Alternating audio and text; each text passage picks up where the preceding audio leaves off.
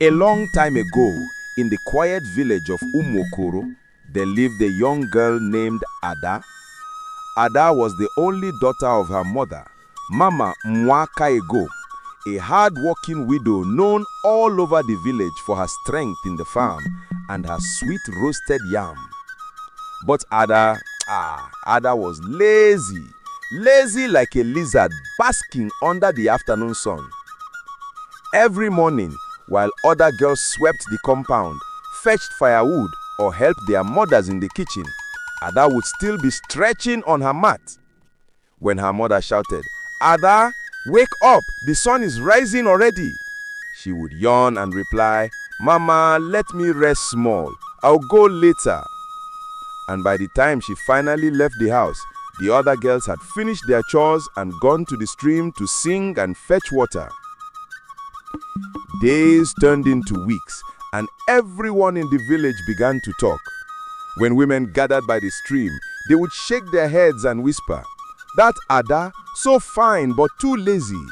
Beauty without handwork is like soup without salt." Ada didn't care. She would hiss, tie her wrapper carelessly, and say, "When I marry a rich man, I won't need to work like all of you." Her mother cried many nights, wondering what would become of her only child.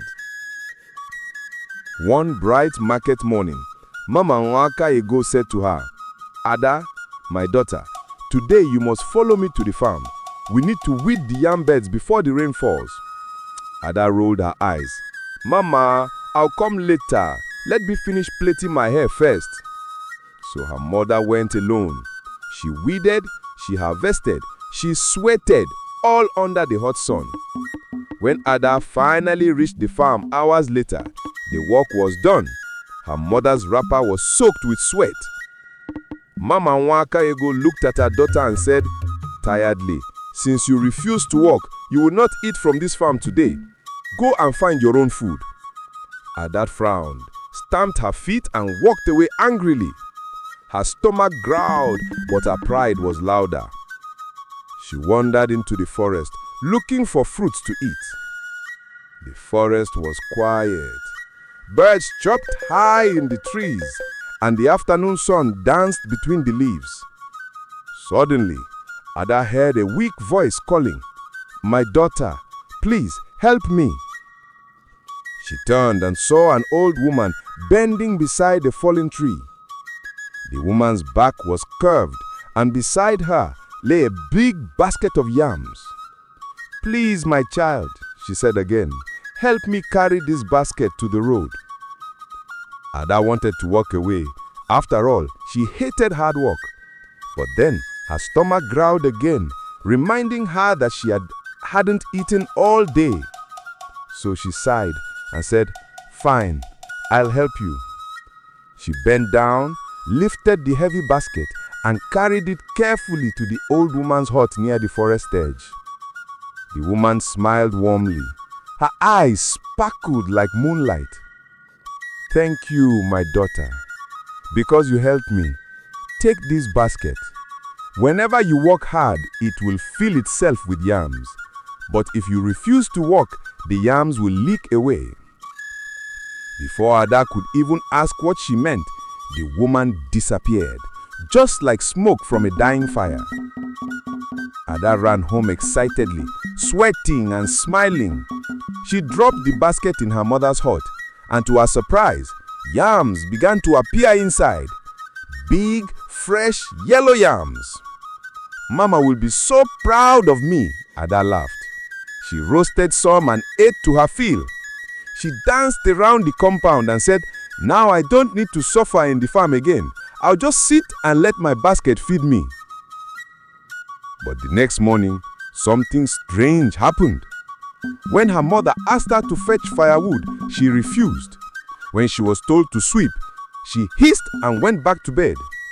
By the time she woke up in the afternoon, she went to check her magical basket, and to her shock, the yams were rolling out by themselves.